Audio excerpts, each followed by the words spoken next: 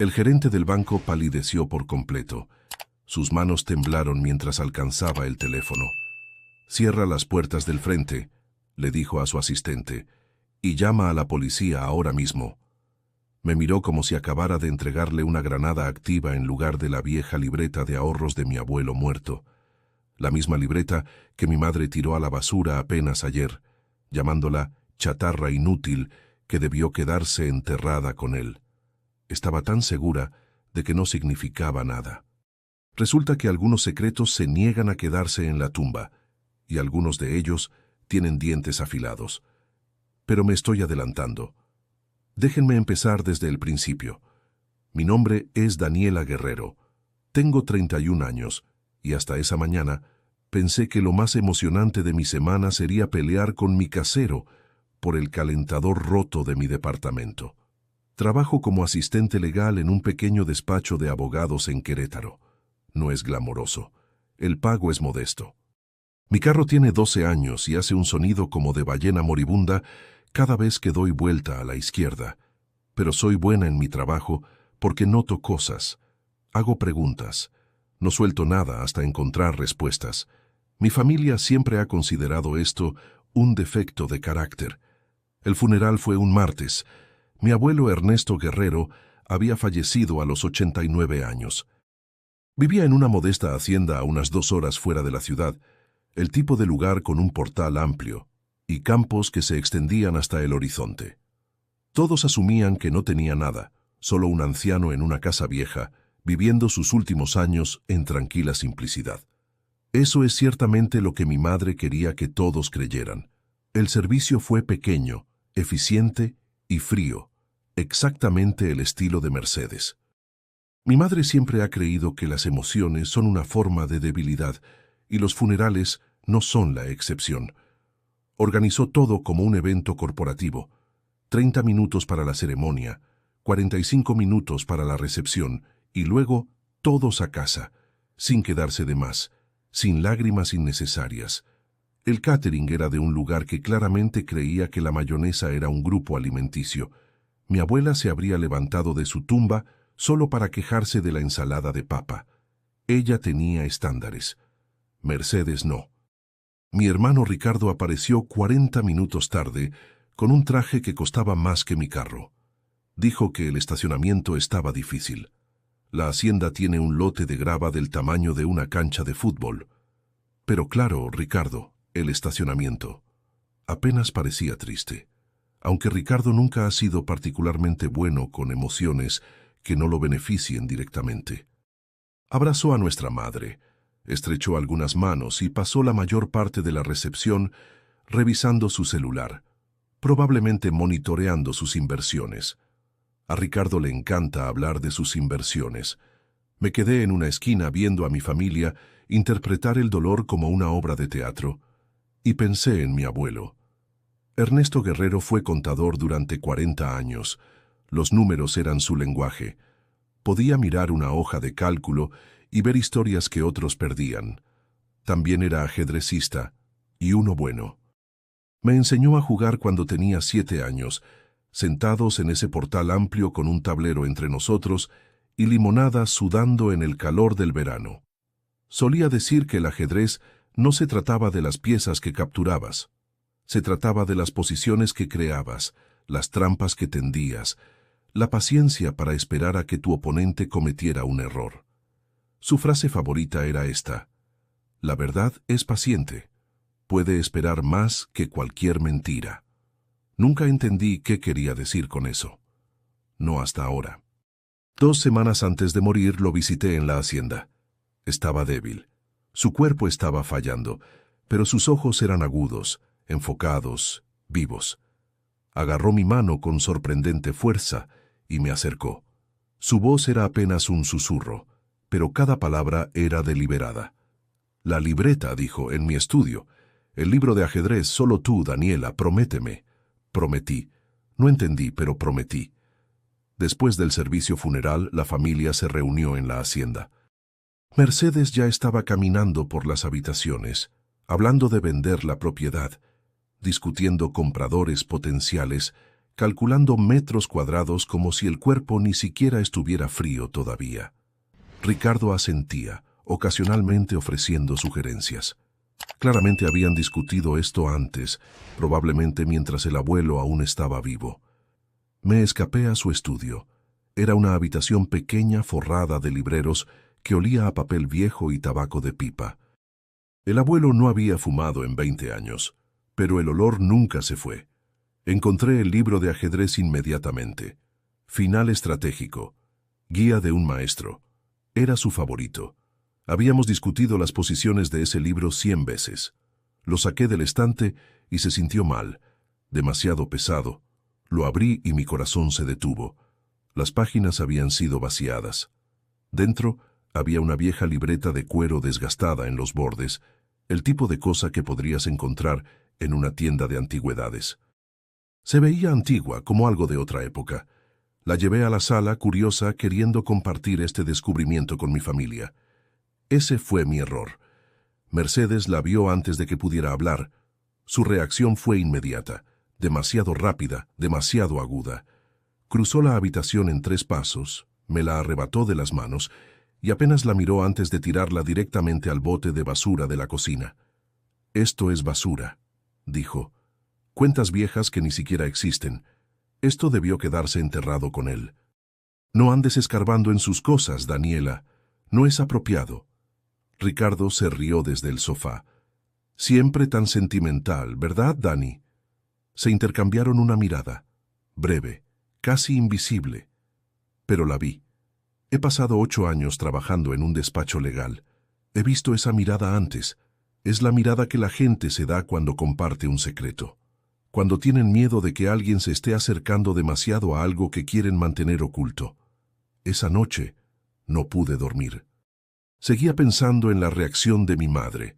Si la libreta no valía nada, ¿por qué estaba enojada? ¿Por qué no solo desdeñosa? ¿Por qué necesitaba tirarla tan rápido, tan decisivamente? Y seguía pensando en mi abuelo, sus ojos agudos, sus palabras deliberadas. Fue contador durante 40 años. No cometía errores con números o documentos. Si escondió esa libreta en un libro de ajedrez y solo me habló de ella a mí, había una razón. La gente solo reacciona con enojo cuando tiene algo que esconder. A las 5 de la mañana tomé una decisión. Iba a regresar a esa hacienda. Esa libreta todavía estaba en la basura, y yo iba a descubrir por qué mi madre quería enterrarla tan desesperadamente. Pero antes de entrar en la historia, apóyanos dándole like y suscribiéndote ahora mismo. También quiero saludarlos. Déjenme en los comentarios su nombre, su ciudad, ideas. Gracias. El camino a la hacienda tomó 2 horas en la luz gris antes del amanecer. Mantuve la radio apagada. Necesitaba pensar. Mi abuelo era muchas cosas. Paciente, metódico, estratégico. Pasó 40 años como contador, rastreando números, encontrando discrepancias, documentando todo. Jugaba ajedrez como un hombre que podía ver 15 movimientos adelante. No hacía las cosas al azar. No escondía libretas en libros vaciados y susurraba instrucciones crípticas a menos que hubiera una razón. Y mi madre no tiraba cosas a la basura con tanta agresión a menos que tuviera miedo. Llegué a la hacienda justo cuando la primera luz estaba rompiendo sobre los campos. El cielo se pintaba en tonos de morado y dorado, sin otros carros, sin nadie más alrededor. Perfecto. Entré con la llave extra que el abuelo guardaba bajo el 3er escalón del portal. La casa estaba silenciosa, quieta, como conteniendo la respiración. Fui directo a la cocina. El bote de basura estaba exactamente donde lo dejé. Saqué la bolsa, la puse en el piso y empecé a escarbar. Ahí estaba yo, una mujer adulta con un título universitario, hasta los codos en basura a las 5:30 de la mañana, como un mapache en ropa semiformal. Mi abuelo habría estado orgulloso, mi terapeuta habría tenido preguntas. La libreta estaba cerca del fondo, debajo de pozos de café y servilletas de papel de la recepción del funeral. La saqué, la limpié con mi manga y la examiné apropiadamente por primera vez. La cubierta de cuero era vieja y desgastada, hecha para parecer algo de hace décadas. Pero cuando la abrí, algo era diferente. El número de cuenta dentro no coincidía con la apariencia antigua. El formato estaba mal, demasiados dígitos, demasiado moderno. Y luego encontré la nota. Metida en el lomo de la libreta, doblada en un cuadrado diminuto, había un papel con la cuidadosa letra de mi abuelo. Número de cuenta 77412289. Ellos no saben de esta. Pide el historial completo. No confíes en nadie de la familia. Solo tú, Daniela. Lo leí 3 veces. Ellos no saben. Significaba Mercedes. Significaba Ricardo. Mi abuelo había escondido algo de su propia familia. Había confiado solo en mí para encontrarlo. Tomé fotos de todo. La libreta, la nota, el número de cuenta. Las subí al almacenamiento en la nube inmediatamente. Trabajar en un despacho legal te enseña ciertos hábitos. Los documentos pueden ser destruidos, los archivos pueden perderse, pero los respaldos digitales son para siempre. Manejé a casa con la libreta en mi bolsa y preguntas ardiendo en mi mente. La primera llamada llegó a las 10 de la mañana. Mercedes. Su voz era dulce, preocupada, maternal, todo lo que ella no es. Solo revisando cómo estás después de ayer, dijo. Qué día tan difícil para todos nosotros. Esperé. Había más viniendo. No tomaste nada de la hacienda, ¿verdad? Todo pertenece al patrimonio ahora. Necesitamos catalogarlo apropiadamente antes de la venta. Mentí suavemente. Solo uno de los libros de ajedrez del abuelo para recuerdos. Hubo una pausa. Podía escucharla calculando, decidiendo si presionar más. Luego su voz se relajó. Bien, está bien, pero no sigas escarbando en sus cosas, Daniela. Algunas cosas es mejor dejarlas en paz. Tu abuelo no estaba bien, no era él mismo estos últimos años. Su mente se estaba yendo.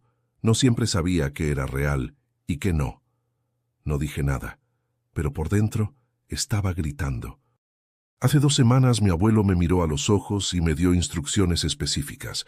La libreta, el libro de ajedrez, solo yo. Ese no era un anciano confundido. Ese era un hombre con un plan. Ese era un hombre que sabía exactamente lo que estaba haciendo. La segunda llamada llegó a las 7 de esa noche. Ricardo. Mi hermano, que no me había contactado voluntariamente en 6 meses, de repente quería platicar. Mi hermano llamándome para ver cómo estaba era tan natural como un gato ofreciéndose a hacer tus impuestos. La última vez que Ricardo me contactó voluntariamente fue hace 3 años para preguntarme si todavía tenía los palos de golf de papá. Los tenía, se los llevó. Nunca los volví a ver. Algunos patrones aprendes a reconocer. «Hola, Dani», dijo, su voz demasiado casual, demasiado amigable. «Mamá mencionó que has estado preguntando por las cosas del abuelo. Solo quería asegurarme de que estés bien». «Estoy bien», dije. «Solo procesando». Él tarareó comprensivamente. Luego con cuidado. «Sabes, el abuelo realmente no tenía mucho, ¿verdad? La hacienda, algunos muebles. Mamá y yo ya hablamos de eso. Ella va a manejar la venta. Yo me encargaré de lo de la propiedad. No necesitas preocuparte por nada de eso». Y ahí estaba. Ya habían dividido todo. Mercedes se queda con el dinero. Ricardo se queda con la propiedad. Daniela no recibe nada. Asumieron que solo lo aceptaría. Asumieron que no haría preguntas. Sus palabras de despedida. «Solo déjalo ir, Dani. Ya sabes cómo se pone mamá.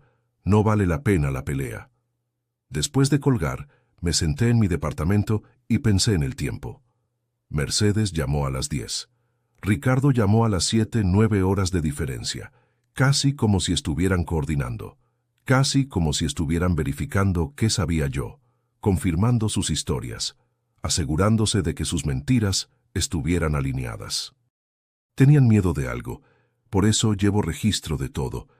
Cada conversación, cada fecha, cada detalle. Trabajar en un despacho legal te enseña que las memorias se desvanecen, pero los documentos son para siempre. Escribí ambas llamadas palabra por palabra. Hora, duración, frases exactas. Miré la libreta otra vez. La nota de mi abuelo, el número de cuenta que era demasiado moderno para la cubierta de cuero vieja. Mañana iba a tomar un día personal. Iba a ir a ese banco. Iba a descubrir que escondió mi abuelo, y lo que sea que mi madre estuviera tan desesperada por mantener enterrado, yo lo iba a arrastrar a la luz. Amigos, cada historia que les cuento sale todos los días, pero YouTube solo se las mostrará si tocan el botón rojo de suscribirse. Toquen suscribirse, activen la campanita y nunca se perderán una historia. Gracias. Tomé un día personal del trabajo que mi jefe me concedió con mínimas preguntas. Uno de los beneficios de nunca tomar tiempo libre es que la gente no discute cuando finalmente lo haces. El camino al banco tomó 2 horas. Primer Banco Regional de Ahorros había sido absorbido por una institución más grande hace años, pero la sucursal principal todavía existía en un pueblo pequeño llamado Tequisquiapan. Era el tipo de lugar con un semáforo y una fonda que probablemente había servido el mismo café desde 1972. Entré al banco a las 9:15 llevando la libreta, mi identificación, el acta de defunción de mi abuelo y documentos probando que era familia. No esperaba nada. Tal vez unos cientos de pesos en una cuenta olvidada. Tal vez solo respuestas. La joven cajera en el mostrador sonrió cuando me acerqué. Tomó la libreta, la examinó con curiosidad educada y tecleó el número de cuenta en su computadora. Su sonrisa se desvaneció. Se disculpó, hizo una llamada en la parte de atrás, habló en tonos susurrados que no podía escuchar. Pasaron 20 minutos. Me senté en el lobby viendo el reloj, empezando a sentirme tonta. Tal vez Mercedes tenía razón. Tal vez esto no era nada. Tal vez había manejado 2 horas para una cuenta vacía y un callejón sin salida. Me senté en ese lobby tanto tiempo que aprendí toda la historia de vida del guardia de seguridad. Su nombre era Carlos. Estaba entrenando para una carrera de 5K. Su esposa lo hizo dejar el pan. Nunca he visto a un hombre verse tan triste, parado a 1 metro de un tazón de mentas de cortesía. Entonces apareció un hombre en traje caro, alto, gris en las sienes, con el tipo de cara que era profesionalmente neutral. Se presentó como Teodoro Calderón, gerente regional. Me pidió que fuera a su oficina privada. Sus manos estaban ligeramente inestables cuando tomó la libreta de mí. La examinó como si pudiera explotar. Luego se sentó pesadamente en su silla de cuero y soltó un largo suspiro. «Señorita Guerrero», dijo cuidadosamente, «esta cuenta está marcada en nuestro sistema». Sentí que mi estómago caía. «¿Marcada?» Esa palabra nunca significa nada bueno. Pero continuó. «No por algo que usted haya hecho. Por su historia», explicó. La cuenta no era de 1962, a pesar de lo que sugería la cubierta vieja de la libreta. Fue abierta en 2010. Mi abuelo había usado deliberadamente la cubierta antigua para disfrazarla, para esconderla. La cuenta era un instrumento de ahorro con interés compuesto. Había estado intocada durante 14 años. El saldo actual era... Escribió un número en un papel y lo deslizó por el escritorio. 2.147.832. Cuando vi ese número, hice un sonido que solo puedo describir como lo que pasa cuando accidentalmente te sientas en un gato. Parte jadeo, parte gemido, parte necesidad desesperada de acostarme. El gerente del banco me ofreció agua. Necesitaba algo más fuerte. 2 millones de pesos.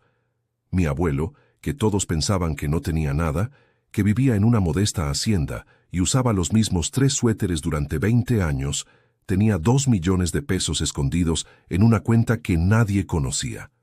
Pero Teodoro Calderón no estaba celebrando conmigo. Su cara se veía más preocupada, no menos. «Hay algo más», dijo. «En 2015, alguien intentó acceder a esta cuenta. Tenían documentos de poder notarial para Ernesto Guerrero. Tenían lo que parecía ser su firma, autorizando la transferencia. Pero nuestro sistema de verificación marcó inconsistencias en los documentos. Las firmas no coincidían del todo con nuestros registros. El acceso fue denegado y el intento fue registrado en nuestro sistema de seguridad. Mi boca estaba seca. «¿Quién?», pregunté, ya sabiendo la respuesta. Calderón miró sus papeles.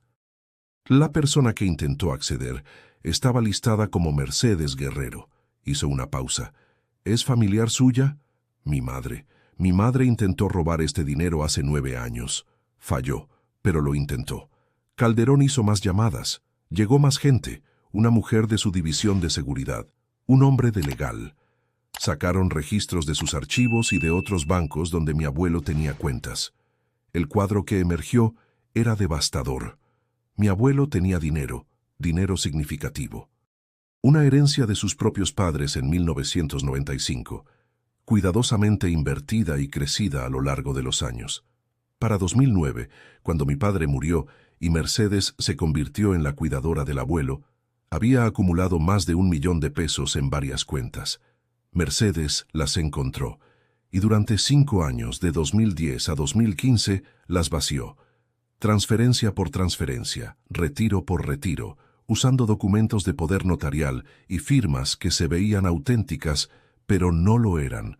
Robó aproximadamente 5 millones de pesos de mi abuelo. Pero Ernesto era contador. Lo notó. No podía detenerla legalmente porque ella había convencido a los tribunales de que él era mentalmente incompetente. No podía ir a la policía porque nadie creía a un anciano confundido sobre su devota nuera. Estaba atrapado, así que hizo lo único que podía hacer: escondió lo que quedaba. En 2010, cuando se dio cuenta de lo que estaba pasando, abrió secretamente esta cuenta. Transfirió 1 millón de pesos a ella. Usó la cubierta de libreta vieja para disfrazarla. No le dijo a nadie. Esta cuenta era su bote salvavidas, su póliza de seguro, su movimiento final en un juego de ajedrez contra una mujer que había robado todo lo demás de él. Calderón me miró con algo parecido al respeto. «Hay una cosa más que debería saber», dijo. En 2019, su abuelo presentó una queja formal con nuestro departamento de fraude. Afirmó que su nuera le estaba robando. Dijo que nadie le creería porque había sido declarado mentalmente incompetente.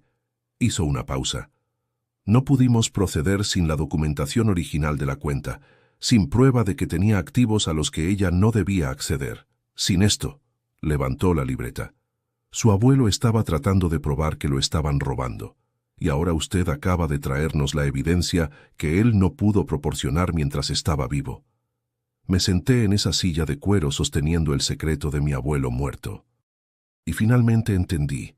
Ernesto no se había rendido. No se había entregado a la confusión o la desesperación. Había pasado 9 años construyendo un caso, preparando evidencia, esperando el momento correcto, y había dejado la llave con la única persona en quien confiaba para terminar lo que él empezó. Yo. Calderón alcanzó su teléfono. «Señorita Guerrero», dijo, «necesito contactar a nuestra división de seguridad, y creo que necesitaremos involucrar a las autoridades. Esta cuenta es evidencia de crímenes financieros serios». Asentí lentamente. Había venido aquí sin esperar nada. Tal vez unos cientos, tal vez cierre. En cambio, encontré 2 millones de pesos y prueba de que mi madre era una ladrona. Y en algún lugar estaba absolutamente segura de que mi abuelo estaba sonriendo. La policía llegó al banco dentro de 2 horas de la llamada de Teodoro Calderón. 2 detectives de la División de Delitos Financieros, ambos cargando libretas y el tipo de expresiones que sugerían que habían visto esto antes. Abuso financiero de ancianos, lo llamaron. Uno de los crímenes de más rápido crecimiento en México. Y los perpetradores casi siempre son familia. La detective principal era una mujer llamada Tabitha Jiménez, 40 y tantos, ojos agudos, actitud directa. Había trabajado en delitos financieros durante 15 años, y me dijo algo que se me quedó grabado. «Estos casos me rompen el corazón cada vez», dijo, «porque las víctimas están atrapadas. Dependen de las personas que les están robando. Aman a las personas que les están haciendo daño. Y cuando intentan hablar, nadie les cree». Miró la libreta en mis manos. Su abuelo contraatacó de la única manera que pudo. Con documentación, con evidencia, con paciencia. La investigación se movió rápidamente después de eso. Calderón proporcionó los registros del banco. El intento de acceso de 2015 estaba documentado en detalle. Las firmas falsificadas, el poder notarial fraudulento, las alertas de seguridad que habían detenido la transferencia. Todo estaba ahí, preservado en los archivos digitales del banco como una mosca atrapada en ámbar. Pero eso fue solo el principio. 3 días después de mi visita al banco, recibí una llamada telefónica que cambió todo. La voz al otro lado era vieja, pero firme. Se presentó como Lorenzo Blanco, abogado, 75 años, y amigo de Ernesto Guerrero durante más de 40 años. Su abuelo me dio instrucciones específicas, dijo. Si moría, debía contactarla a usted. Solo a usted. A nadie más en la familia. Fue muy claro sobre eso. Manejé a su oficina esa tarde. Era un despacho pequeño en una parte tranquila de la ciudad, el tipo de lugar donde los abogados todavía tienen libreros de madera y diplomas enmarcados de hace décadas. Blanco me recibió en la puerta. Era alto, ligeramente encorvado con la edad, pero su apretón de manos era firme y sus ojos eran amables. Ernesto y yo jugamos ajedrez juntos durante 40 años, dijo. Era el hombre más metódico que conocí. Cuando vino a mí en 2020 y me dijo lo que estaba pasando, le creí inmediatamente, porque Ernesto no hacía acusaciones a la ligera y no venía con las manos vacías. Me llevó a su oficina y puso una carpeta gruesa en el escritorio entre nosotros. Su abuelo pasó 4 años construyendo esto, dijo. Sabía que nadie le creería mientras estaba vivo, así que se preparó para después. Abrí la carpeta con manos temblorosas. Dentro estaba todo. Copias de los documentos de poder notarial falsificados, lado a lado con ejemplos de la firma real de mi abuelo. Las diferencias eran sutiles pero claras una vez que sabías qué buscar. Los bucles eran demasiado perfectos. La presión era demasiado pareja. Mi madre había trazado su firma, probablemente de documentos a los que tenía acceso, y lo había hecho lo suficientemente bien como para engañar a la mayoría de la gente, pero no lo suficientemente bien como para engañar al sistema de verificación de un banco. Y no lo suficientemente bien como para engañar a un contador que había pasado 40 años detectando discrepancias. Había estados de cuenta bancarios, registros de transacciones. Un registro detallado en la letra de mi abuelo documentando cada retiro sospechoso, cada transferencia que él no había autorizado, cada mentira que mi madre había dicho para cubrir sus huellas, fechas, montos, números de cuenta. 4 años de documentación meticulosa. Y en el fondo de la carpeta, en un sobre sellado, había una declaración jurada notariada, fechada en 2022. La leí lentamente, la voz de mi abuelo resonando en mi mente con cada palabra. Describió todo. Cómo Mercedes había tomado control de sus finanzas después de que su hijo murió en 2009, cómo había convencido a los doctores de que él mostraba signos de demencia cuando no era así, cómo lo había aislado del mundo exterior, controlando sus llamadas telefónicas, sus visitantes, su acceso a información, cómo le había robado sistemáticamente durante años mientras pretendía ser su devota cuidadora. Sus palabras finales en la declaración me golpearon como un puñetazo en el pecho. Estoy en pleno uso de mis facultades mentales. Sé exactamente lo que estoy haciendo. Dejo esta evidencia para mi nieta, Daniela, porque ella es la única que hará lo correcto. Siempre ha hecho las preguntas que otros tenían miedo de hacer. Confío en que ella terminará lo que yo no pude. Con todo mi amor, abuelo Ernesto. Me senté en esa oficina y dejé que las lágrimas vinieran. No de tristeza, de algo más difícil de nombrar. Orgullo, tal vez. Y dolor por todos los años que pasó solo, conociendo la verdad, incapaz de hacer que alguien le creyera. Si quieren saber cómo termina esta historia y conocer muchas más, denle al botón rojo de suscribirse. Es gratis y me ayuda muchísimo. La detective Jiménez me llamó al día siguiente con más noticias, y esta vez no se trataba de mi madre. Hemos estado rastreando el flujo de dinero, dijo.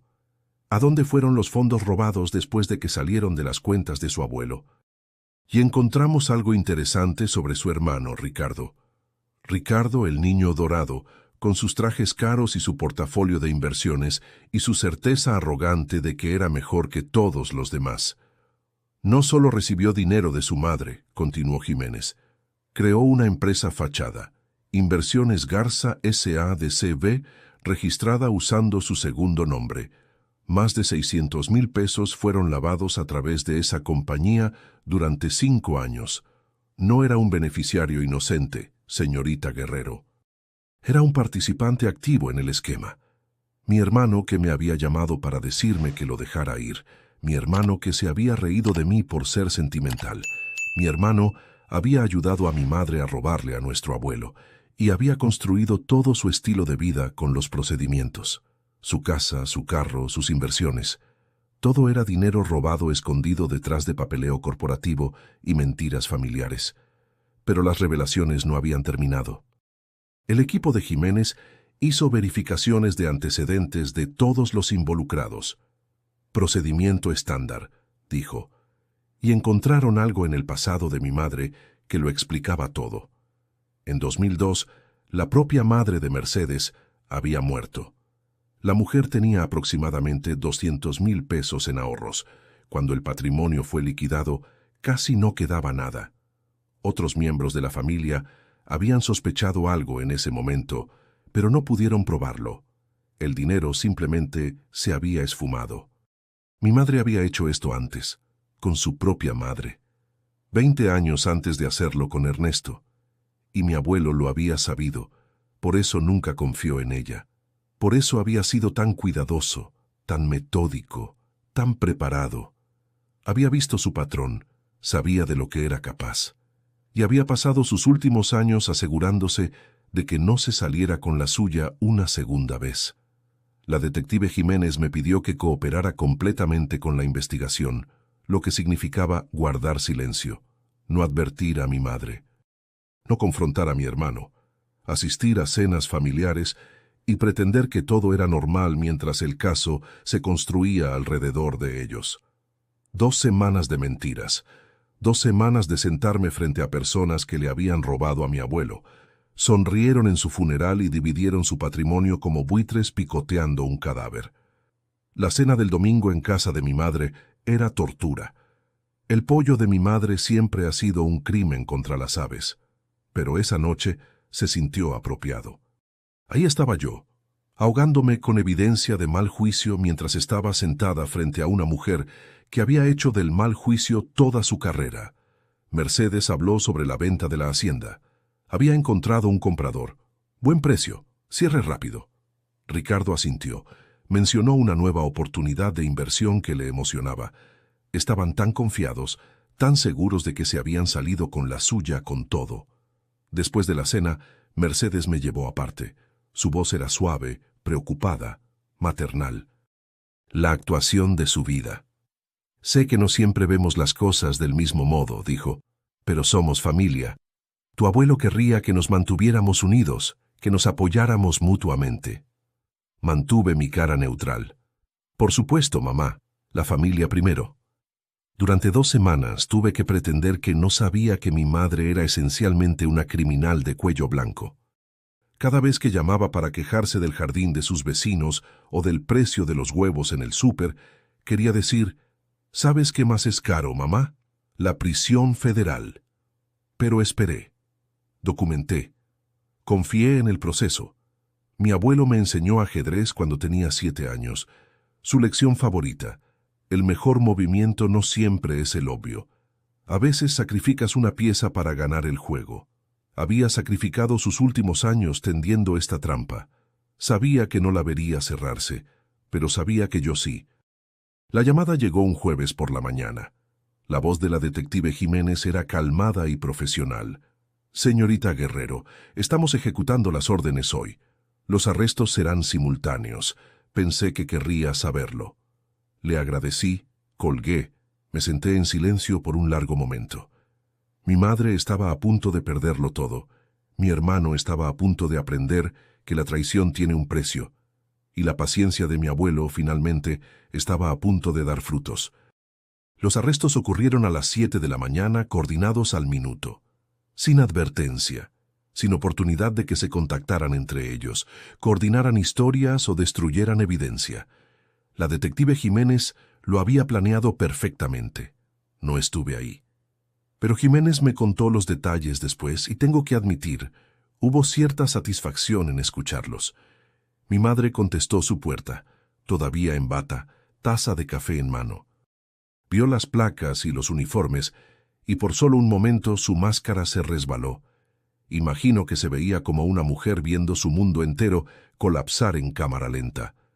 La detective Jiménez presentó la orden, leyó los cargos: fraude, falsificación, abuso financiero de ancianos, robo. Mi madre intentó una última manipulación. Su voz era firme, razonable, la voz de una mujer que había hablado para salirse de problemas toda su vida. «Esto es un error», dijo. Mi suegro estaba mentalmente mal. No sabía lo que decía. Estaba tratando de protegerlo. Jiménez no estaba impresionada. «Señora, tenemos 4 años de evidencia documentada, una declaración notariada de su suegro, atestiguada por un abogado, registros bancarios de su intento de acceder a una cuenta que no sabía que existía, y un rastro de papel mostrando exactamente a dónde fue el dinero.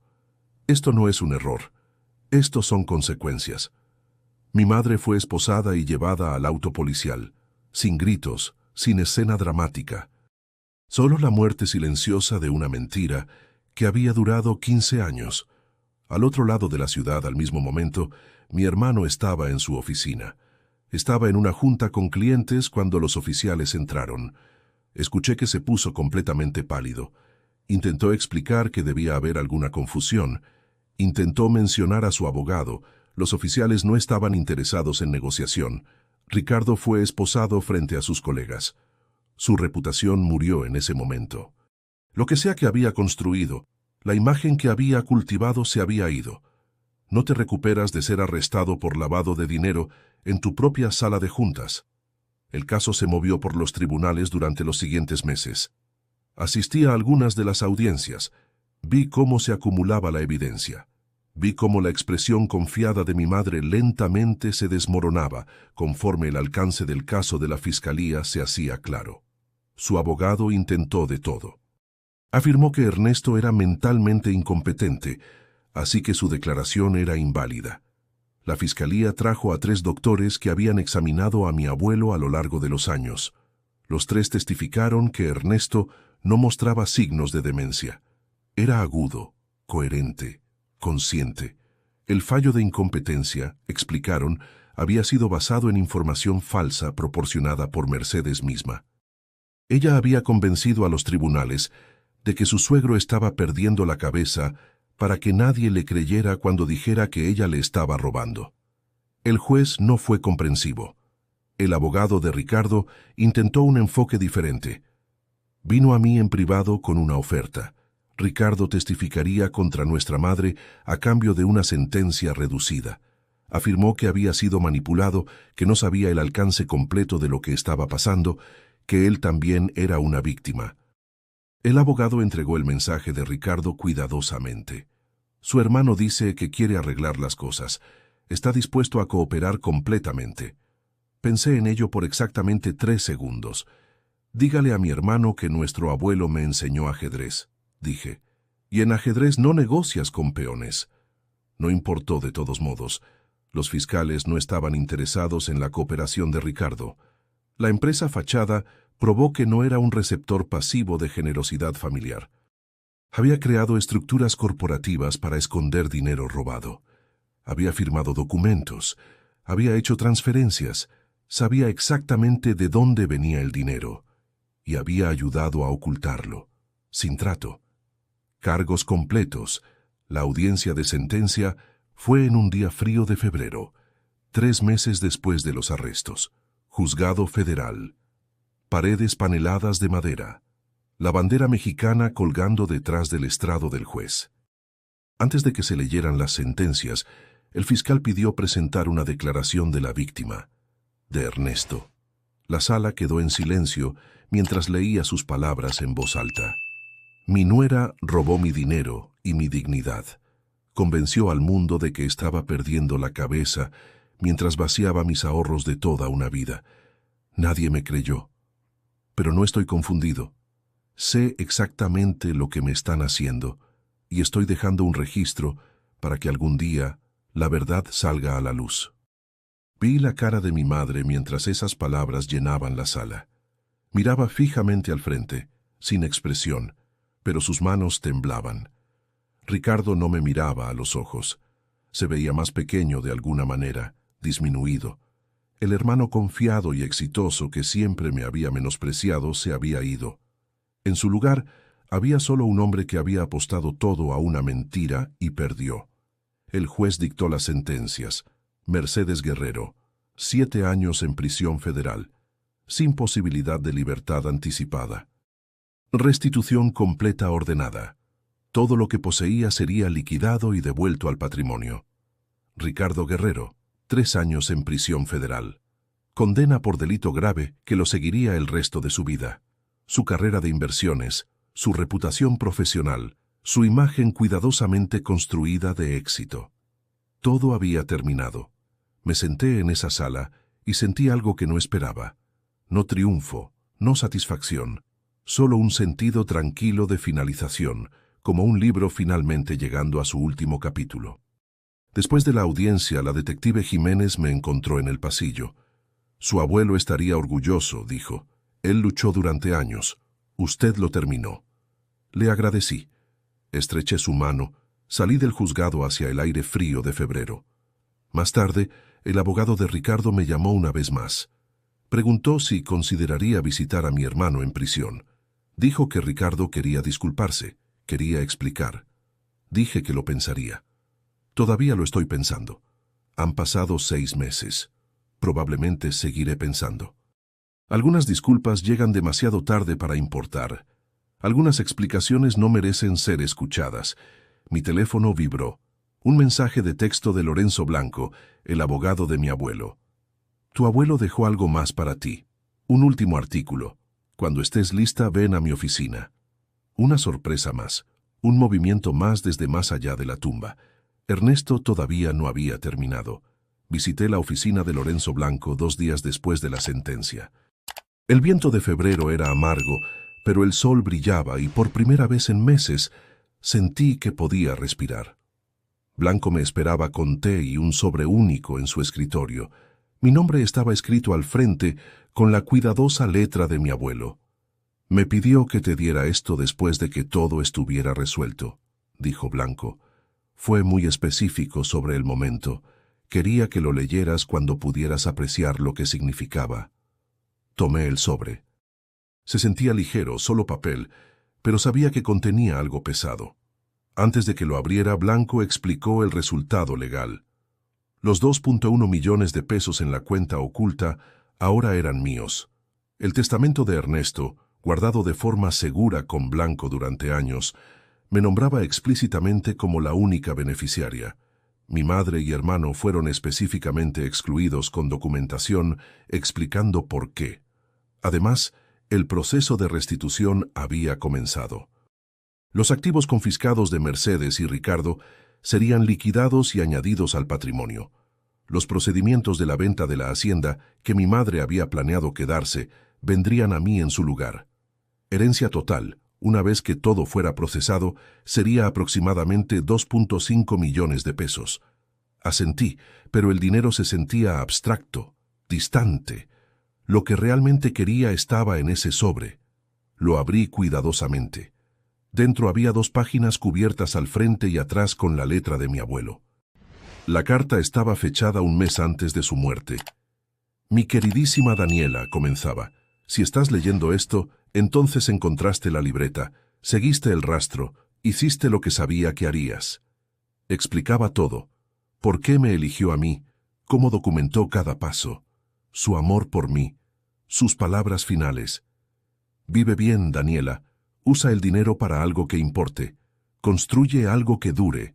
Sé feliz. Me senté en la oficina de Lorenzo Blanco y dejé que las lágrimas vinieran. No lágrimas tristes. Algo más profundo. Algo que se sentía como sanación. Eso fue hace 6 meses. Renuncié a mi trabajo en el despacho legal. Pagué mis deudas. Compré un pequeño edificio en el centro. Un local estrecho con ventanas grandes y buena luz. Abrí una librería. el tipo de lugar con sillas cómodas y olor a café y estantes llenos de historias esperando ser descubiertas. La nombré Páginas Guerrero, lo que mi abuelo habría encontrado hilarante. Siempre apreciaba un buen juego de palabras. En la esquina trasera hay una mesa de ajedrez, 2 sillas, un tablero con las piezas listas. A veces los clientes se sientan y juegan. A veces me uno. Arriba de la mesa cuelga una fotografía enmarcada de mi abuelo, y junto a ella, en un marco simple de madera, su frase favorita: «La verdad es paciente, puede esperar más que cualquier mentira». Mi madre escribe cartas desde prisión a veces, largas cartas divagantes llenas de culpa y excusas y demandas de perdón. Dice que traicioné a la familia. Dice que arruiné todo. Dice que le debo. No respondo. Algunas puertas, una vez cerradas, permanecen cerradas. La esposa de Ricardo lo divorció. Sus amigos desaparecieron. Cuando salga de prisión, tendrá un registro de delito grave y nada que mostrar por todos esos años de supuesto éxito. Las personas que tenían todo porque lo robaron ahora no tienen nada. Y yo tengo una librería. Tengo paz. Tengo el conocimiento de que mi abuelo pasó sus últimos años luchando por la justicia. Y yo fui quien la entregó. Si te gustó esta historia, haz clic en suscríbete y cuéntame en los comentarios qué parte te impresionó. Mañana hay más. Nos vemos allí. Esta narrativa tiene como único propósito inspirar reflexión sobre las relaciones familiares, la importancia de la honestidad emocional, el perdón y el valor del tiempo. No debe interpretarse como consejo médico, psicológico o de ningún otro tipo profesional. Si estás enfrentando una enfermedad grave, conflictos familiares o situaciones emocionales difíciles, busca el apoyo de profesionales cualificados como médicos, terapeutas o consejeros. Este contenido es apto para todo público y cumple con las directrices de contenido familiar de YouTube.